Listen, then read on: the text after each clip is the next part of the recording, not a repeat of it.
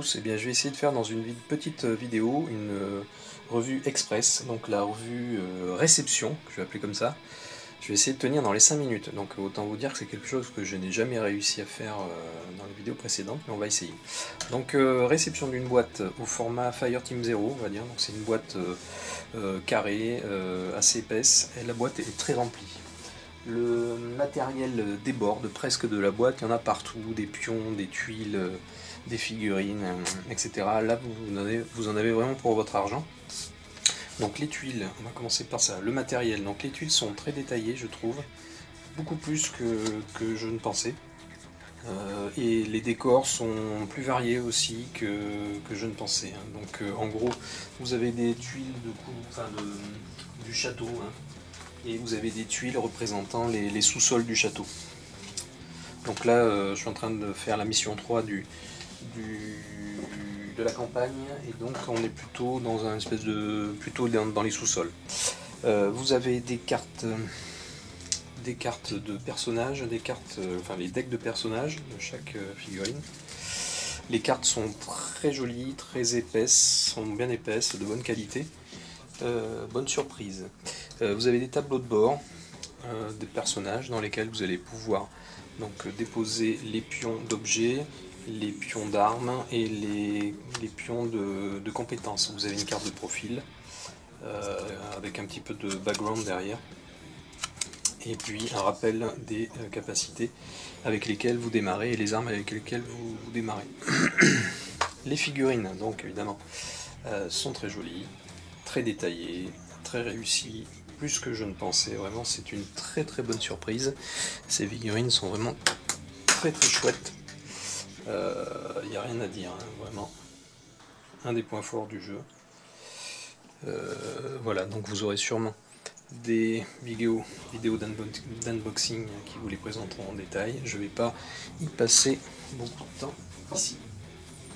Mais vraiment très très bonne surprise. Les dés, très jolis dés également. Voilà, bien gravés, très sympa les dés. Voilà, donc vous avez des dés d'attaque, des dés de bruit, des dés de défense, des dés de vrille. Donc ça, on y reviendra un peu plus tard. Les portes qui sont ici sont les portes 3D qu'il y avait dans le Kickstarter. Donc les portes sont très chouettes. Il y a différents types de portes qui vont correspondre au niveau de bruit qu'elles font quand elles s'ouvrent. Vous avez même des grandes portes comme ça là. Donc ça ajoute pas mal à l'immersion. Seul petit défaut, c'est que les portes ne se ferment pas bien. C'est-à-dire que quand vous ouvrez une porte, voilà, on ouvre comme ça, mais si vous manipulez, voilà, il n'y a pas de cran qui arrête la porte. Bon, ça c'est un petit détail. Mais autrement, les portes sont vraiment chouettes. Voilà. Donc des pions, énormément de pions, en veux-tu en voilà. J'ai rempli 2 boîtes comme ça de pions. Donc vous avez des pions d'objets, des pions de portes, des pions de spawn, des ennemis. Voilà, j'ai 2 boîtes comme ça. Alors là aussi, quand vous dépunchez le jeu, c'est pléthorique. Voilà, il y en a peut-être même un peu trop, mais bon, bref. Ensuite, en termes de cartes grand format, vous avez les cartes qui vont vous permettre de fabriquer des missions en mode raid. Donc vous avez des cartes de plateau. Donc vous avez 4 cartes de plateau différents. Parce que quand vous allez composer un raid, vous allez piocher une carte de raid, une carte de plateau par contre, une carte d'objectif. Donc voilà, trouver le dossier, les désinformations, démolition planifiée, assassinat, voilà, avec des règles particulières. Et vous avez aussi alors les cartes de mission, et les cartes de mission là, oui non, ça c'est les missions de campagne. Ça c'est le détail des ennemis pour la campagne. Quand vous fabriquez un raid, vous avez également les cartes d'équipe que vous allez pouvoir piocher. Donc au début de la mission, vous sélectionnez au personnage, et après ça vous permet d'attribuer des points d'héroïsme, des points d'objet, des compétences aux membres de l'équipe. Vous avez des cartes d'ennemis évidemment. Donc les cartes d'ennemis, les voici. Donc voilà, avec un rappel du type de l'ennemi, s'il est de mêlée ou de tir. Hein. Donc voilà. Alors de manière générale, en termes de lisibilité, je trouve que ça aurait été peut-être un peu mieux fait. Voilà, je rentre pas dans les détails, mais les compétences sont écrites un petit peu en petit sur la droite, je trouve. Et puis on aurait pu choisir une couleur différente pour les types d'attaque des personnages, vous voyez, attaque ou mêlée. Bon, là on n'a pas de différence de couleur. Bon voilà, ça c'est purement subjectif. Voilà. Mais les cartes sont très jolies, les illustrations sont très très chouettes. Oui, voilà, c'est ça, c'est des factions. Quand vous créez un raid, vous choisissez aussi une carte faction, donc faction ennemie, qui vous détaille voilà, le type d'ennemi que vous allez avoir quand vous allez spawner les ennemis. Voilà. Et donc ils sont rattachés à un général, à un boss si vous voulez. Donc, général Wolf, Gisela Gruber. Voilà. Donc voilà pour les cartes, vous avez des cartes de résumé de tours.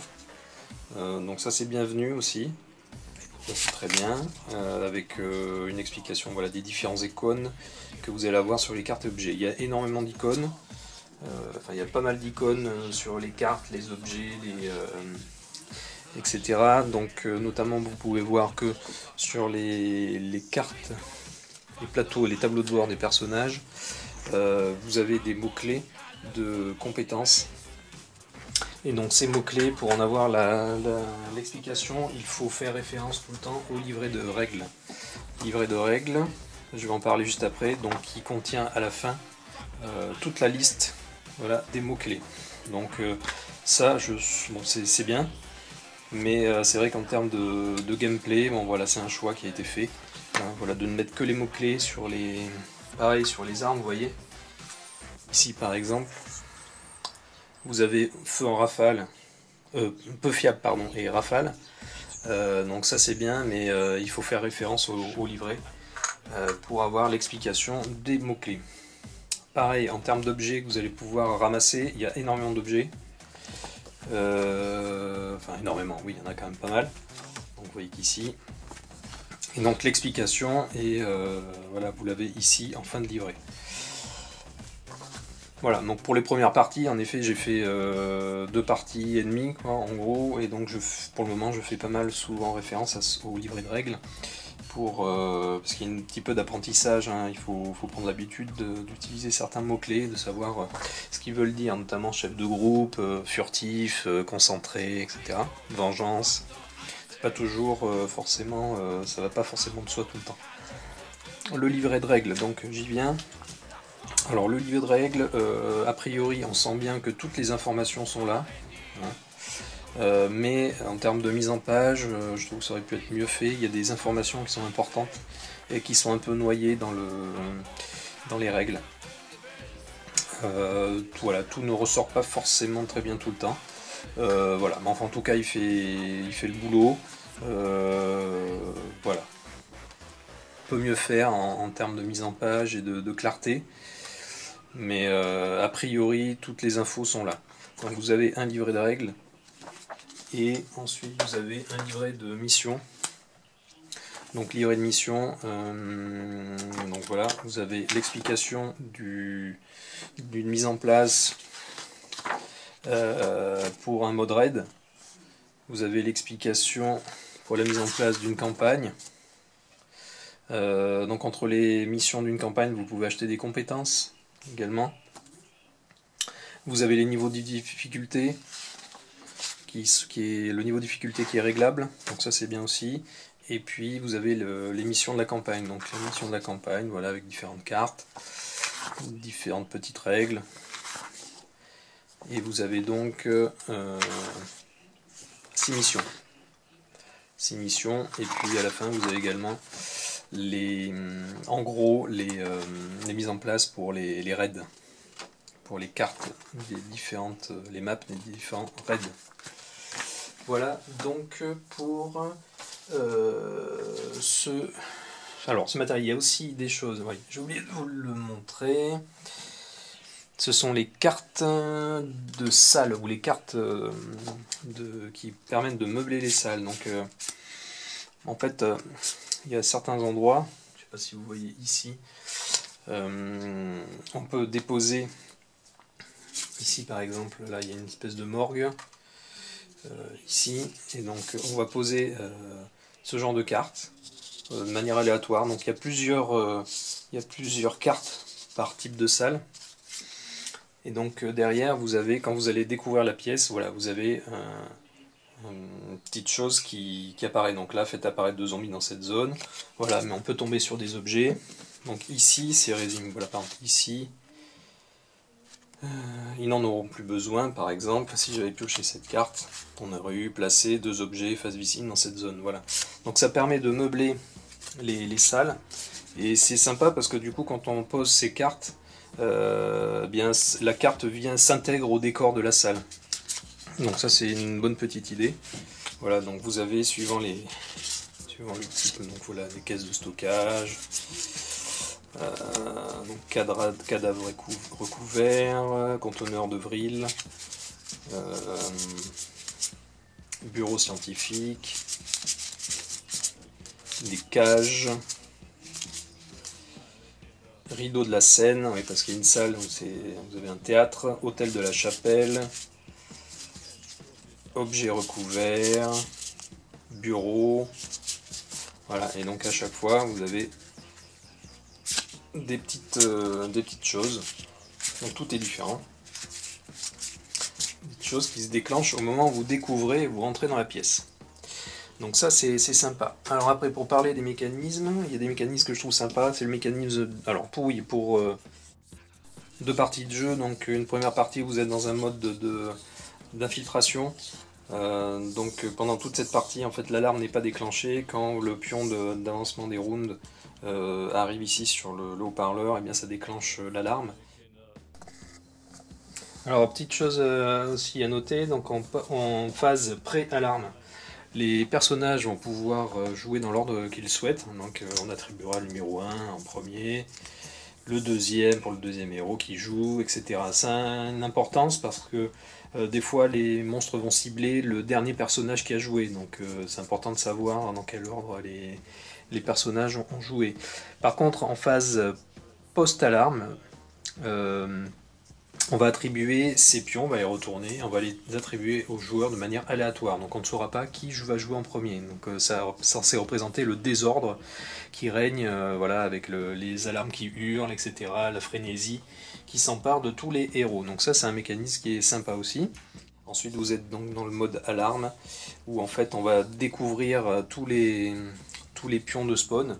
On va peupler toutes les pièces, on va ouvrir toutes les portes, et donc vous allez être poursuivi par les ennemis directement.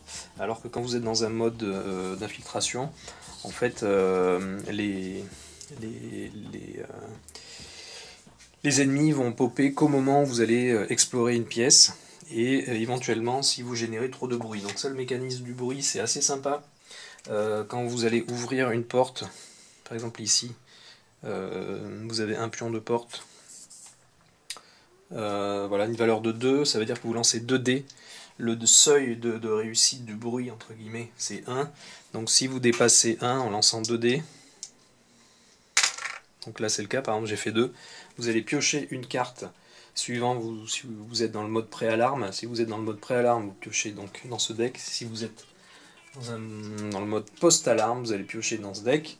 Et en fait le principe c'est que ici, eh bien, suivant le résultat au dé que vous allez faire de bruit, enfin de base vous allez déclencher l'effet du haut de la carte. Donc par exemple ici ça va être raté, ajouter 2 dés à votre total, et si le résultat que vous obtenez atteint 5 ou plus, par exemple ici pour cette carte, vous allez déclencher la deuxième partie de la carte. Donc la salle confiante la plus proche devient soupçonneuse. Ça aussi c'est un mécanisme qui est pas mal, je trouve. Donc quand vous arrivez dans une salle, par exemple mettons que les personnages rentrent dans cette salle, Ici, vous voyez qu'on a une carte de spawn. Donc on pop la salle en piochant une carte donc ennemie.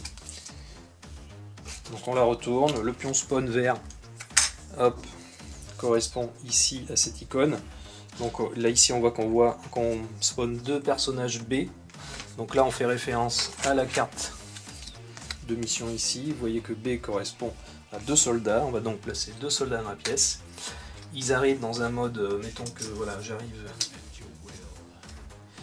mettons que mon personnage voilà, soit ici. Il ouvre la porte. Donc du coup on génère des personnages. On pose un pion de vigilance en fait, de la salle. Donc on met un pion soupçonneux. Et si le personnage n'arrive pas à tuer les 2 ennemis à la fin de son tour, donc il y a toujours, mettons qu'il en tue qu'un seul, et bien à la fin du tour du héros, on retourne le pion et il passe en alerte. Donc en alerte, ça veut dire qu'au prochain tour, l'ennemi va s'activer, va attaquer, va se déplacer. Donc ça c'est un petit mécanisme sympa. Ça il y a des petites choses sympas dans ce jeu. Il y a des petites choses moins bien, mais il y a des petites choses qui sont sympas. Notamment ce mécanisme donc de mise en alerte des personnages. Va falloir gérer ça aussi, c'est très important, parce qu'au début d'un tour et demi, si vous avez une zone qui est en alerte, on va avancer le pion sur le compte tour. Donc on avance 2 fois dans le compte tour. Donc, il y a 2 manières de le faire, c'est quand on a des ennemis qui sont en alerte, donc on avance, et aussi à la fin d'un round complet. Un round complet, on augmente également le niveau de tour, le pion de tour.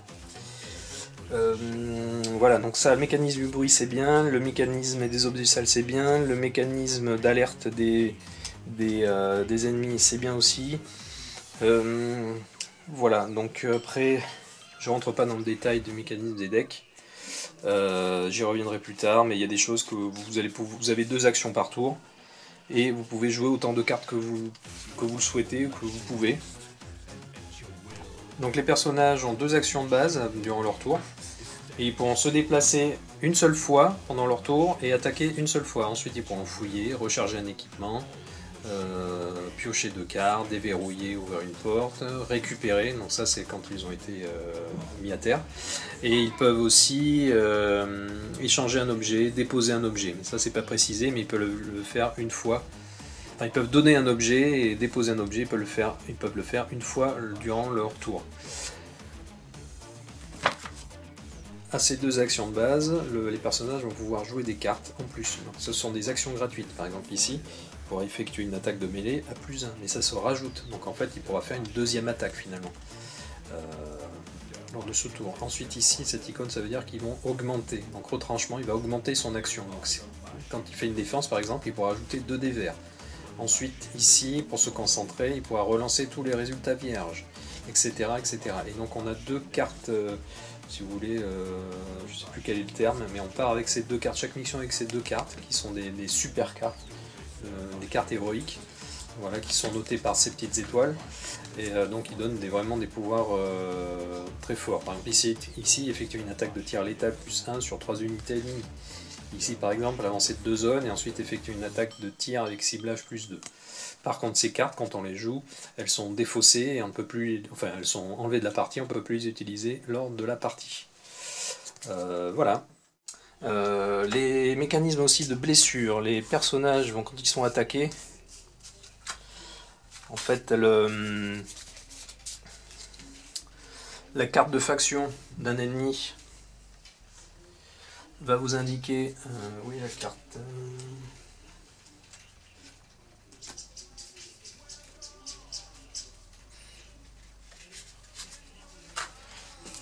voilà, la carte de faction d'un ennemi va vous indiquer son niveau d'attaque. Donc si il attaque à distance un personnage, donc il y a 4. En défense on lance 2 dés verts et on doit atteindre 4. Si on n'atteint pas 4, mettons que je fasse 3, voilà, sur les dés, ça veut dire qu'on a un dégât potentiel. Donc dans ce cas, on pioche une carte de blessure. Et la carte de blessure est également divisée en deux. Donc vous allez activer tout de suite le haut de la carte, donc chute, le personnage va tomber à terre, c'est-à-dire que quand il va redémarrer son tour, il va falloir qu'il se relève et qu'il dépense une action de mouvement. Par contre, si on avait eu une différence de 4 dégâts entre l'attaque de l'ennemi et puis les résultats au dé, eh bien on aurait déclenché la deuxième, c'est-à-dire c'est une blessure qui va rester permanente. Donc on va l'attacher, on va la mettre sous le tableau de bord. Et donc par exemple ça va réduire ici, votre main est limitée à 4 cartes. À la fin de votre tour, défaussé, etc. Mais on peut avoir plein de choses différentes. Vous ne pouvez plus jouer des cartes comme ça avec éclair. Il y a tout un tas de choses qui peuvent se déclencher. Pour revenir sur le mécanisme de mise à terre, donc si notre personnage a 4 blessures permanentes, il est donc mis à terre. Donc on couche sa figurine et dans ce cas-là, en fait, pour récupérer, il doit dépenser ses deux actions de base. Et dans ce cas, on défausse toutes les blessures permanentes, sauf 2. Donc il repart quand même avec 2 blessures permanentes. Qu'est-ce que j'ai pas montré? Les cartes de spawn. Oui, donc quand on est en mode alerte, les personnages vont plus spawner dans les salles, mais vont spawner par des entrées. Des entrées dans les bâtiments. Des entrées ici. Donc on a ces pions là qui sont numérotés ABC, enfin qui sont par ordre alphabétique. Donc les ennemis vont entrer par ces portes. Une fois qu'on aura dépassé l'alarme. Ce que je voulais dire aussi, donc quand il va falloir finir une mission, en général il va falloir sortir du plateau par une des sorties. Donc par exemple ici là-bas, vous voyez qu'il y a une sortie. Et bien voilà, elle est là la sortie, le point de sortie représenté ici. Le petit problème, c'est que donc en général c'est un personnage qui va enfin en général, j'ai pas l'expérience du jeu complète, mais il peut arriver qu'un personnage ait besoin de sortir par exemple une carte d'objectif, un objet d'objectif. Donc il peut être très bien, la partie peut s'arrêter à partir du moment où ce personnage va sortir du plateau. Par contre, les héros peuvent être capturés. Comment ils peuvent être capturés? Eh bien, si jamais il y a encore des héros donc, présents sur la map, mais que le chemin qui les emmène vers la sortie est occupé par des ennemis, eh bien, on va considérer que ces héros sont capturés. Donc il va falloir, avant de sortir, il faudra quand même dégager le chemin pour que voilà, les personnages puissent sortir. Imaginons par exemple que on est Red Hawk qui est ici, qu'il soit ici.